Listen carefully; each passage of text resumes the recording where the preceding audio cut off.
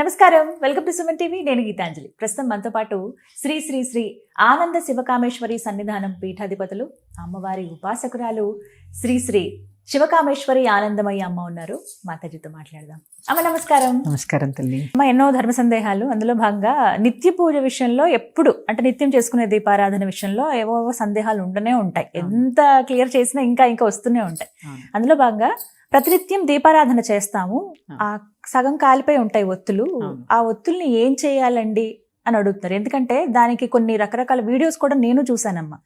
ఒక వారం రోజులైతే ఆ ఒత్తులన్నీ తీసుకొచ్చి ఒక పెద్ద దీపంగా కర్పూరం వేసి లవంగాలు వేసి దీపంగా వెలిగించి ఇంట్లో ధూపంలాగా వేయటము, అదొకటి గమనించాను నేను. అలాగే మొత్తం పూర్తిగా అయిపోయిన తర్వాత విభూతిలాగా ఏదైతే వస్తుందో బయటికి వెళ్ళినప్పుడు అది విభూతిగా ధరించండి, మీరు బొట్టుగా పెట్టుకోండి, పిల్లలకి దిష్టి తగిలితే పెట్టండి అని ఇలా రకరకాలుగా చూసున్నాను. అంటే కాలిపోయిన ఒత్తుల గురించి నిజంగా అసలు మన శాస్త్రంలో ఏం చెప్పబడింది, అలాగే పూర్తిగా ఒత్తి కాలిపోతే ఇదేమైనా అశుభంగా భావించాలా, ఇలాంటి సందేహాలు ఉన్నాయమ్మా. తప్పకుండా తెలియజేస్తానమ్మా. యాదేవి సర్వభూతేషు కాంతి రూపేణ సంస్థిత. నమస్తస్యై నమస్తస్యై నమస్తస్యై నమో నమః. సుమన్ టీవీ వీక్షిస్తున్న ప్రేక్షకులందరికీ కూడా శ్రీమాత్రయే నమః. కాంతి, దీపం అంటేనే కాంతి.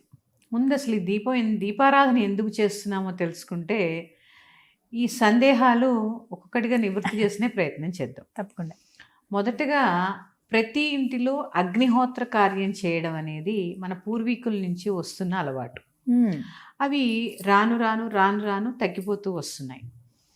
అగ్ని ద్వారానే మనం దీపాన్ని జ్వలింపజేస్తాం. సో అది కూడా ఒకలాంటి అగ్నిహోత్ర కార్యము, పరమ పుణ్యమైనటువంటి కార్యము. ఇక భగవంతుడికి దీపారాధన. భానుమండల మధ్యస్థ భైరవి భగమాలి. భానుమండలాలు ఎన్ని ఉన్నాయమ్మా? 12. 12 మంది సూర్య మండలాలు. ఒక సూర్యుడు కాదు, మధ్యన ఉంటుంది అమ్మవారు. భగవంతుడు అనుకోండి, నేను అమ్మవారు అంటాను, మీరు భగవంతుడు అనుకోండి. ఇంత ప్రకాశించేటటువంటి భగవత్ స్వరూపానికి దీపం అవసరమా? ఫస్ట్ మనకి మనం వేసుకోవాల్సిన ప్రశ్న. ఎందుకంటే ఆవిడే, ఇప్పుడే చెప్పాను, యాదేవి సర్వభూతేషు కాంతి రూపేణ సంస్థిత.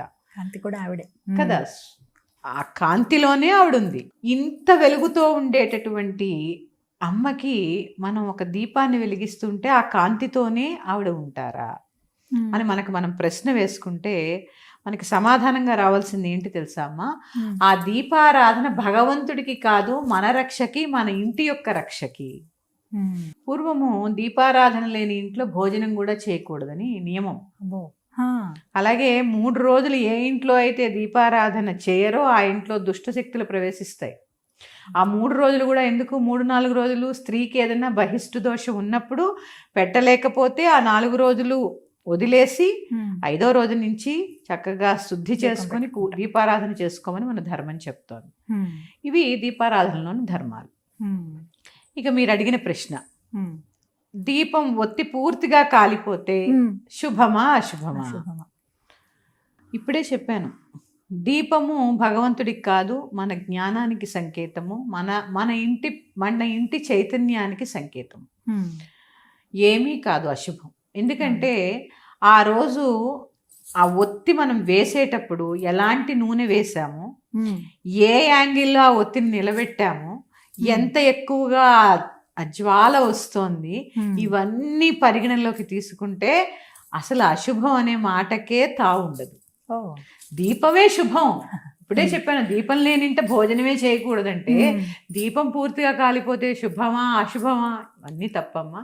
అసలు భగవంతుడి విషయంలో అశుభాలే ఉండవు. ఎందుకంటే సర్వశుభాల్ని ప్రసాదించేవాడు కాబట్టే భగవంతుడు అన్నారు. అలాగే దీపం బాగా ఎక్కువగా మండిపోతున్నా, ఎక్కువగా వెలుగుతూ ఉన్నా కూడా అది అశుభం అని అంటారు. అంటే ఇక్కడ ఎలా అంటే అమ్మా, చెప్తున్నాను కదా, మనం ఏ యాంగిల్లో వెలిగించాము, ఎంత పైకి పెట్టాము, మరి అదే దీపం ఇంకో రోజు ఎందుకు మామూలుగా మండుతుంది? అంటే మనం పెట్టే విధానంలో కూడా కొంత మార్పు ఉంటుంది. అలాగే చేసే పత్తి కొంత లావుగా ఉండొచ్చు, ఒత్తులు ఒక్కోసారి సన్నగా ఉండొచ్చు, ఇవన్నీ ఉంటాయి. ఇప్పుడు నేను అదే చెప్తున్నాను, భక్తి స్థానంలో భయాన్ని నింపకండి. భక్తే, భయం ఉన్న చోట భక్తి ఉండదు, భయభక్తులు ఉండాలి, కానీ భక్తి ఉన్న చోట భయాన్ని కొన్ని విషయాల్లో నింపకూడదు. పూర్తిగా ఒత్తి కాలిపోయినంత మాత్రాన ఎట్లాంటి అశుభము ఉండదు. ఇక మూడవది, ఒత్తి సగం కాలిపోయి ఆ రోజుకి పూర్తి అయిపోయిన తర్వాత ఆ ఒత్తుల్ని ఏం చేయాలి? సృష్టిలో ఏది శాశ్వతం కాదు, ప్రతిదీ కూడా ఏమవుతుంది, లయం అవ్వడానికే వచ్చింది. ఈ రోజు పువ్వు పూసింది రేపటికి ఉంటుందా? లయం అయిపోతుంది. ఎక్కడ లయం అయిపోతుంది? అది వాడిపోయి రాలిపోయి కింద పడి భూమిలో కలిసిపోతుంది, మట్టిలో కలిసిపోతుంది. ఇది కూడా అంతే. మీరు దాన్ని దాచి చక్కగా విభూది కొనుక్కోండి, శివుడి దగ్గరది పెట్టుకోండి. అదే పెట్టుకోవాలని ఏంటి? కుంకుమార్చన చేసుకుంటారు కదా, కుంకుమ పెట్టుకోండి. కాలిన ఒత్తులన్నీ జాగ్రత్త చేసి పెట్టుకోవాల్సినంత పని ఏమీ లేదు. తీసేసి పనికిరావమ్మా. నిర్మాల్యం ఎప్పుడు పనికిరాదు.